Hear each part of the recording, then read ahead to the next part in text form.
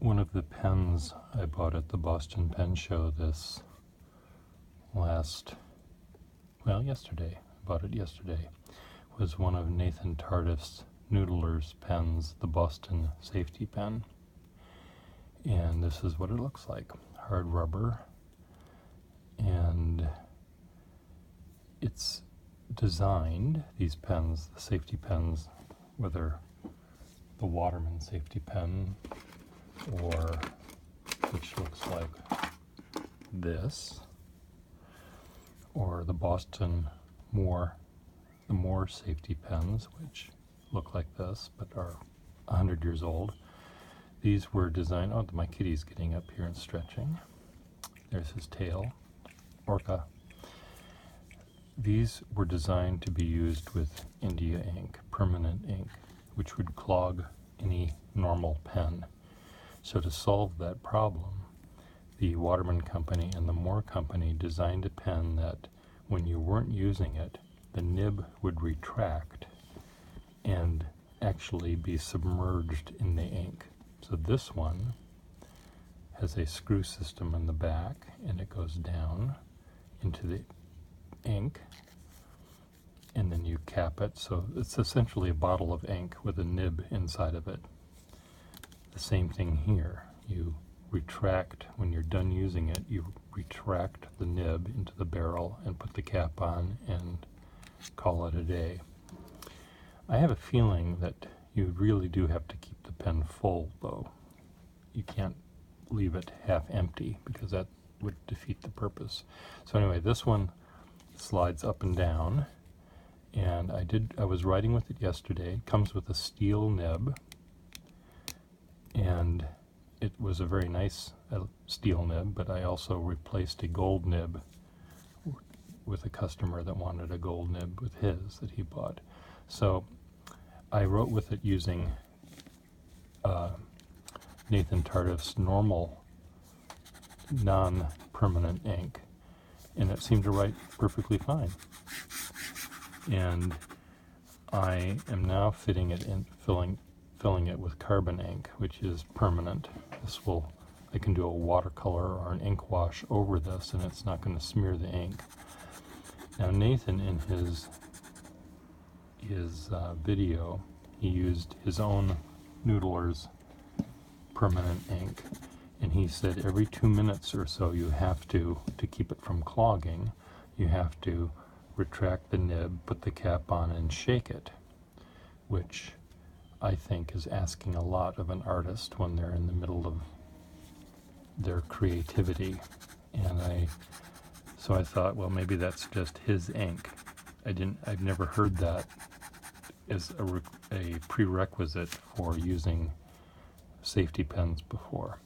So I'm going to just try writing with this for a while and see how long it goes. And if I end up clogging it somehow, all of these things are fitted together, and I should be able to unscrew the whole thing and clean it all out.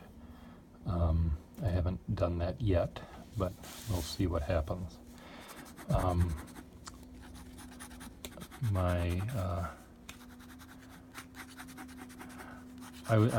very happy with it so far, and using even this nib. I think this nib would work pretty well for almost any artist,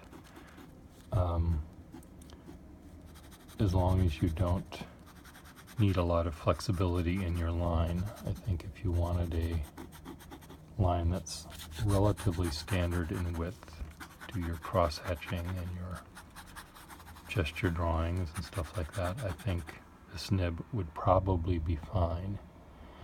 Being that it is a steel nib, though, at some point it may start to spring. I mean, it may not retain its flexibility. I don't see a breather hole in this nib either, which may have something to do with the flow. So what I'll do, I'll write with this to see how well it works, and if it seems to be fine and not clogging and whatever, I might put a gold nib in it and see how well that works. how well that flows and how well that keeps going. I was able to find a Waterman number 2 nib to fit in the customer yesterday who bought this pen and wanted a gold nib. And then he bought 2 pens, and I also tried 2 other nibs to try to outfit it, and one was too small and one was too big. And it's not going to be an easy transplant, but I might be able to do that. So if an artist like you wanted to buy one of these pens, on my recommendation as a pen that will work for India ink or carbon ink without clogging and without having to shake it, I'd be happy to put a gold nib on it for you, but it may involve a lot of trial and error, a lot of time that goes into it. As I play with it more often, I may be able to figure out by looking at a nib whether it will work or not without having to try it out and take it out and put it back in the pen it came from and things like that. I might be able to streamline my system, but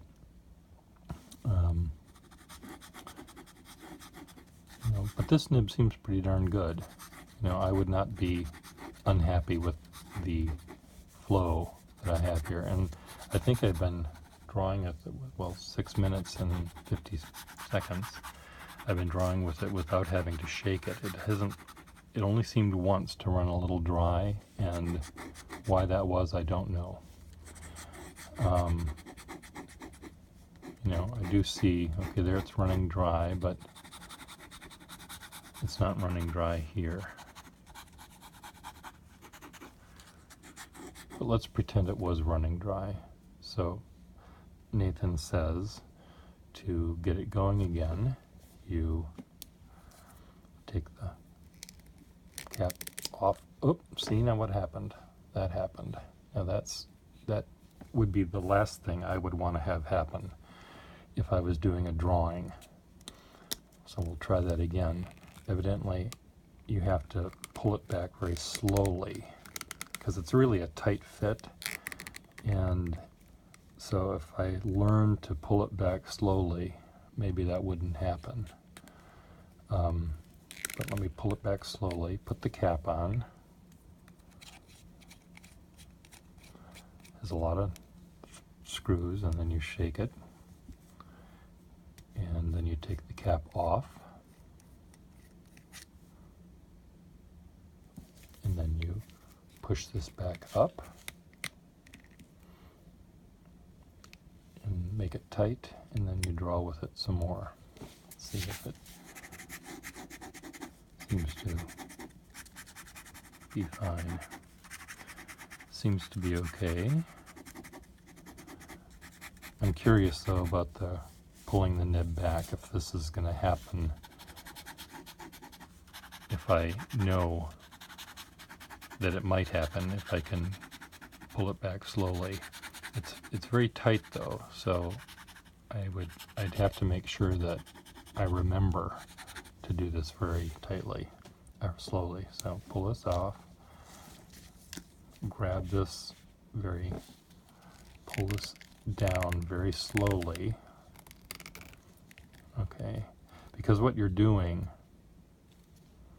and then put it back up. So let me show you what you're doing. Cross section of this is, here's the outer barrel. That's this part. Here's the threads. And then the nib is attached to a collar, which is attached to a post. So the nib sits in this sort of little cup kind of a thing.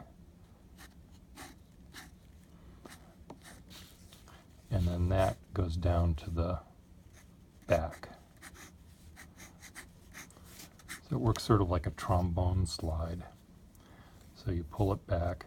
So this thing, what caused the ink to splatter out was, and the ink is sort of, you know, filled up to there, and you pull this down.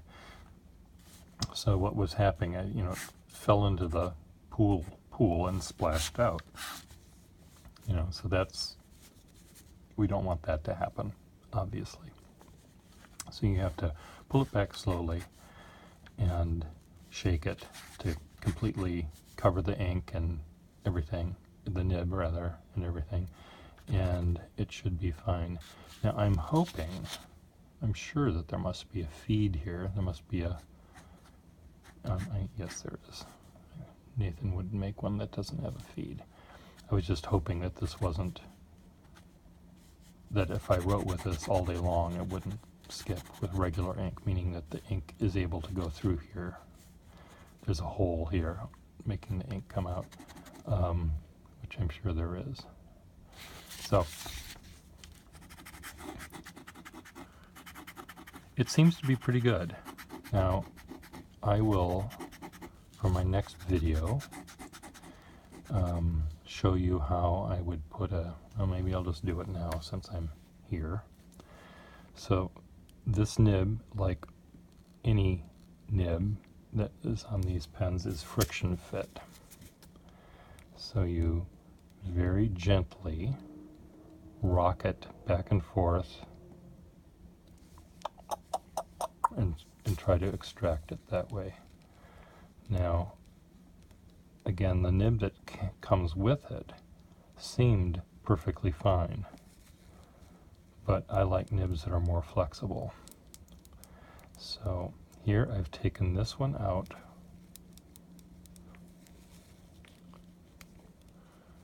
and let's put,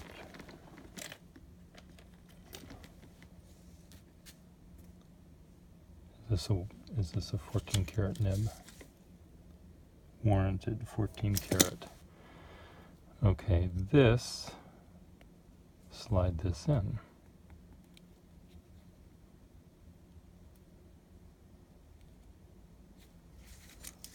Is this working? It might work. It might skip. The steel nib, here's the issue here.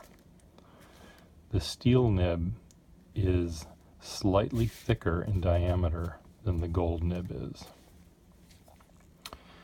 And shit, see, that even did it just now. It went all over the place, and I was very careful, Nathan Tardif.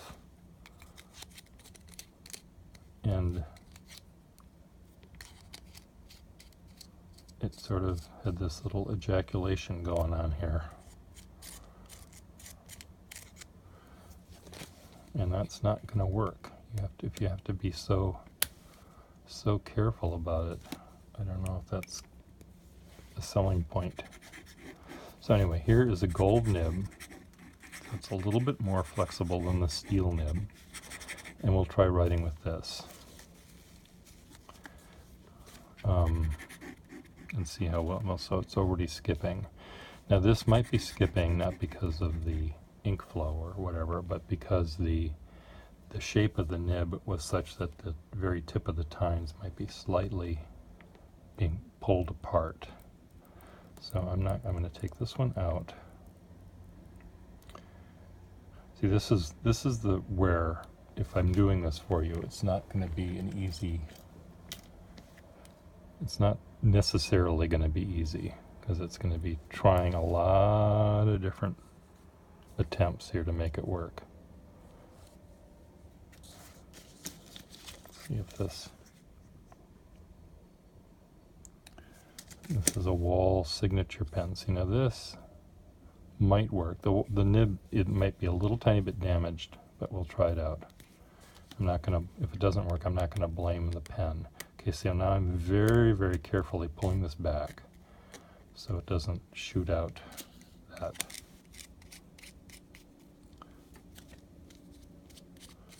I think I'm supposed to be more vigorous in my shaking here, but I'm not going to because I'm just not. Okay, so this, yeah, this nib is a little scratchy, but let's just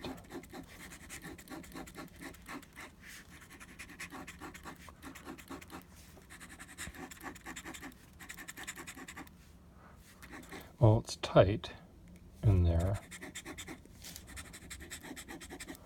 The nib is scratchy though, which again isn't the pen's fault.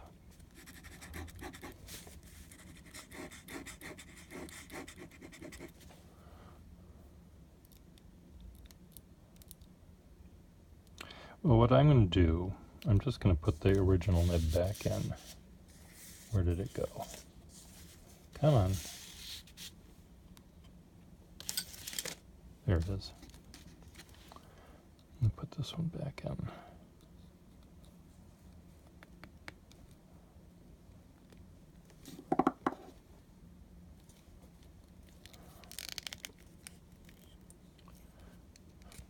Shake this up.